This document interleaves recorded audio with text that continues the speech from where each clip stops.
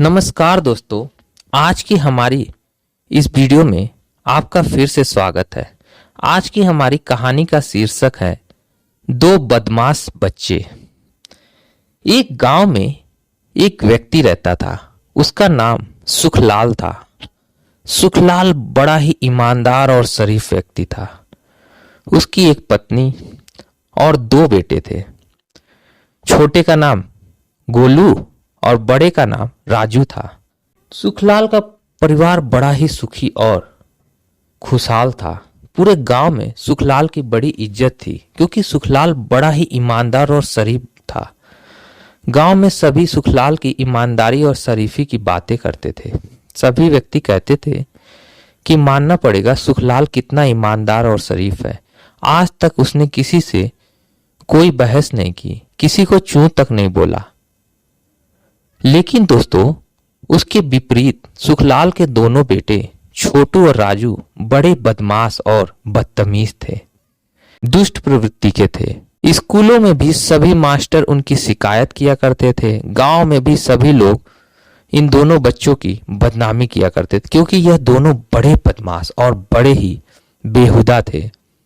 ये कभी ना पढ़ाई करना, ना ट्यूशन जाना, स्कूल में मार पिटाई करना, लोगों के सामान को इधर उधर कर देना, बूढ़ों को तंग करना, यही इनका काम था। अपने माता पिता की बात भी नहीं मानते थे। दोनों ही बड़े बदतमीज थे। एक बार स्कूल में एग्जाम हुआ। एग्जाम का रिजल्ट देखने के लिए सुखलाल को स्कूल में बुलाया गया। जब सुखलाल ने स्कूल में गया और रिजल्ट देखा तो दोनों बच्चों के रिजल्ट बिल्कुल भी खराब आए थे। दोनों के नंबर बिल्कुल भी अच्छे नहीं आए थे। दोनों फेल हो गए थे। सुखलाल घर में आकर अपनी पत्नी को यह सब बात बताता है कि देखो ना, हम इतनी मेहनत करते हैं, रात दिन एक करते हैं, लेकिन ये दोनों आवारागर्दी करते हैं और स्कूल में पढ़ते भी नहीं हैं। हम इनकी हर जरूरत की चीजें पूरी करते हैं, लेकिन यह स्कूल में कुछ भी पढ़ाई नहीं करते। ये दोनों फेल हो गए हैं। फिर कुछ देर के बाद छोटू और राजू आए। तो छोटू और राजू को उनकी माँ कहती है कि तुम दोनों नालायक क्या करने स्कूल गए थे? तुम दोनों नालायक क्या कर रहे हो? कहाँ गए थे? कहाँ से आ रहे हो? तब उन दोनों ने कहा, कहीं तो नहीं गए थे, गांव में तो घूम रहे थे। तुम दोनों फेल हो गए, तुम्हें पता है? तो उन दोनों ने कहा कि हाँ हाँ पता है, अगली बार जरूर पास कर लेंगे, इतना टेंशन क्या ले रहे हो आप लोग। इतना कह के वो दोनों फिर से चले गए। फिर सुखलाल अपनी पत्नी को कहता है कि इनको कैसे सुधारा जाएगा। तब उनकी पत्नी, सुखलाल की पत्नी कहती है कि इनको दूसरे तरीके से सुधारना पड़ेगा, वरना ये दोनों बिगड़ जाएंगे, इनका पूरा भविष्य खराब हो जाएगा। अभी तो बचपना है, इन्हें ये बात समझ में नहीं आ रही है, लेकिन बड़े होने तक भी अगर ये ऐसे ही रहे तो इनका भविष्य पक्का खराब हो जाएगा। इस तरह से कह के दोनों ने एक योजना बनाई और अगले दिन अपने दोनों बेटों से कहते हैं कि बेटा, आप दोनों की पढ़ाई बस अब पूरी हो गई क्योंकि आप दोनों फेल हो गए। अब मेरे पास भी इतने पैसे नहीं थे, खेती में बहुत सारा काम पड़ा है, मुझसे हो भी नहीं रहा है। चलो आज से आप लोग मेरे साथ खेती में काम करोगे, मैं तुमको उसके अच्छे पैसे दूंगा। दोनों ने यह सुनकर बड़े खुश हुए। बोले ठीक है पापा। बोले ठीक है पिताजी, हम आपके साथ चलेंगे। सुखलाल उन दोनों को खेत में ले गया। सुखलाल अपनी पत्नी से कहता है कि तुम हमारे लिए खाना लेकर खेत में आ जाना। उसकी पत्नी ने कहा ठीक है। सुखलाल दोनों बेटों को लेकर फावड़ा उनके हाथ में देकर चल दिए। खेत में पहुंचने के बाद सुखलाल ने कहा कि बेटा, ये हमारी जमीन है, इसे हम खोदेंगे, तो चलिए शुरू करते हैं। सुखलाल ने उन दोनों को फावड़ा दिया और खोदने पे लगा दिया। दोनों बड़ी मेहनत से खोदने लगे और 1-2 घंटे के बाद थक कर आके बैठ गए। बोले पापा बहुत हो गया, मैं तो थक गए। तो बोले इतना जल्दी तुम दोनों थक जाओगे तो फिर फसल कहाँ से उगेगी? सुखलाल ने अपने बेटों से कहा, अभी तो हमें पूरा खेत खोदना है। इस तरह से 2 दिनों में वो पूरा खेत खोद दिया। फिर उसके बेटे सुखलाल से कहते हैं कि पिताजी अब हमें पैसे दो। तो सुखलाल ने कहा कि अभी से कहाँ से पैसे दें, अभी तो इसमें बीज बोएंगे, फसल उगेगी, तब जाके ना मैं तुम्हें पैसे दूंगा, जब वो फसल बाजार में बिकेगी। तो उन दोनों ने अच्छा ये बात है, तो अभी हमें कितने दिन, अभी तो ढेर दिन मेहनत करनी है। इस तरह से दोनों बेटों ने उस खेत में बीज बोए, फसल बड़ी हुई, उसको पानी देना, खाद देना, इस तरह से सारे काम सुखलाल ने उन दोनों से करवाए।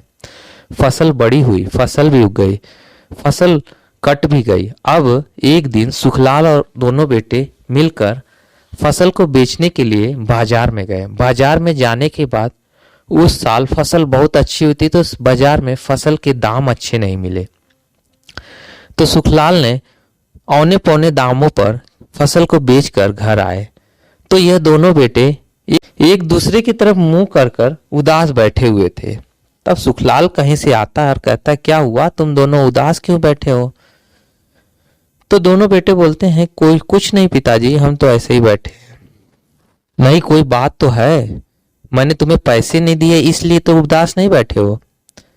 तो बोले वो बात नहीं है, नहीं मैं तुम्हारी मेहनताना नहीं खाऊंगा, ऐसा आप लोग टेंशन में मत रहो। सुखलाल ने अपने जेब से पैसों की एक गड्डी निकाली और दोनों को दे दी। बोले तुम लोग का ये लो मेहनताना। तो वो पूरे पैसे थे जो सुखलाल ने बाजार से लेके आए थे। तो दोनों बेटे कहते हैं कि पिताजी आपने हमें पूरा पैसा क्यों दे दिया, आपने तो अपने लिए भी रखना चाहिए था।